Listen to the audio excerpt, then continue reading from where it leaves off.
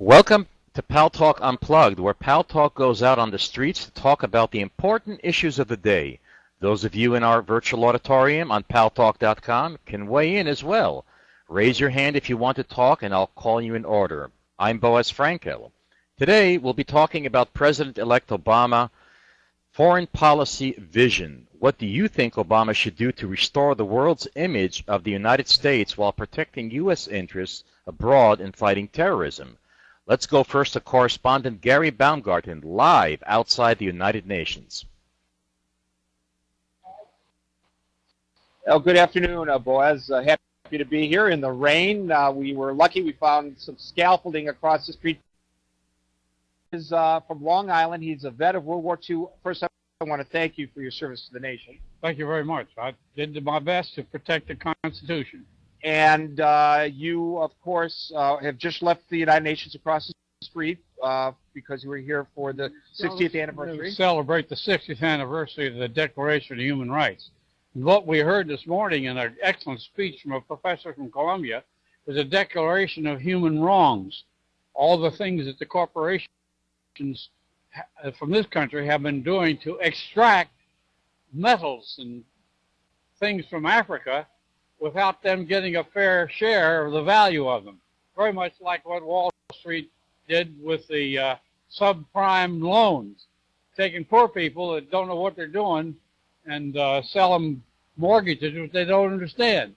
We're doing the same thing all over the world, extracting metals from the countries in Africa without them understanding what we take, how much oil we take, or how many diamonds we take. So, John, that leads exactly into the issue that brings us here to the United Nations, and that's the vision of the Obama administration.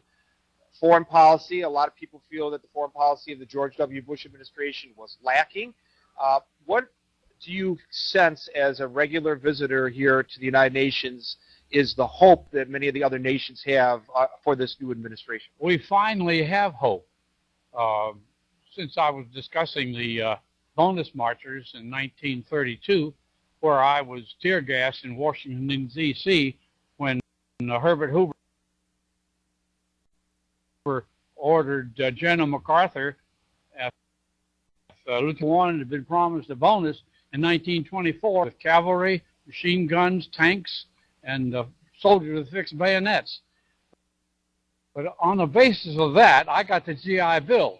So I've been in the United Nations and human rights because I used to live in Korea, and I lived in an occupied Korea, occupied with the Japanese. George Bush is...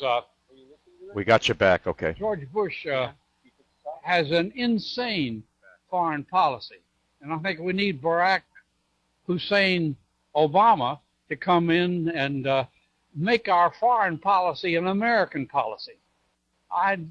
I resent us torturing prisoners wherever they are. When I was in the Marine Corps, I was told to give my name, number, and serial number, and that's all I had to do. And you would hope that you wouldn't be tortured for not giving more. Now, I met young men at the VA back from Afghanistan, and if they got captured, they could be tortured, and the excuse of torturing them was, well, you guys torture our prisoners, why not we do it to you? And of course, that's a communist principle. The end justifies the means. And that's what's been happening in Washington, D.C. The end justifies the means. Sometimes perception is more important than reality. Do you think that the world's perception of the United States is going to suddenly improve on January the 20th? It's so bad that I hope that's true. Americans won't be safe anywhere in the world if things time in my political life, that there'll be progress and development. But of course, the economic scene, which is a product of our selfishness. The United States is 5% of the world's population. We consume 35% of everything that comes out of the face of the entire earth. That's not fair. That's not fair foreign policy. That's exploitative foreign policy. John, there's so many things on the radar right now when it comes to foreign policy. What do you think the first thing that the Obama administration ought to be addressing? He should reverse our policies toward the United Nations. There needs to be a wide, multilateral discussion of what's fair. in foreign policy. And that discussion has never taken place except in the wardrooms of corporations. But here at the United Nations, we can get the participation of people who suffer from poor foreign policy. God bless. God bless. Boaz? Yes. All right, Gary. Well, I guess we heard quite an earful, or a mouthful, I would say, from this first interviewed individual.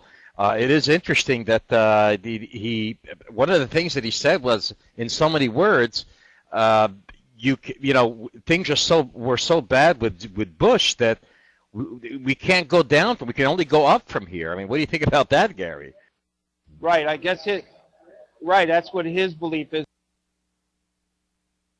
That even, I guess, if Obama only does a moderately good job, the contrast with the perception, at least across the street here at the United Nations, to the Bush administration, and it would be an indication that we are clearly moving forward in terms of being more cooperative with other nations around the world.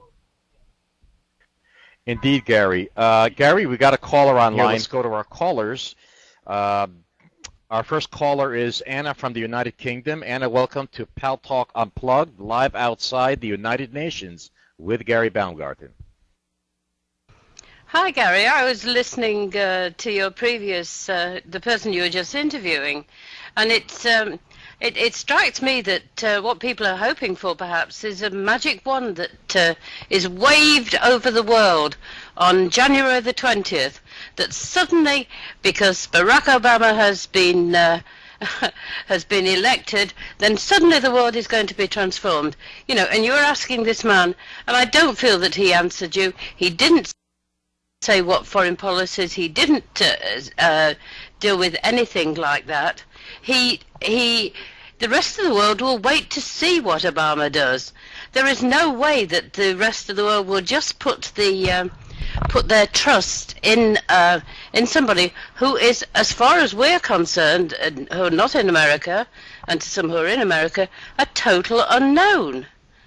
And also, he has to establish himself in front of the nation's leaders.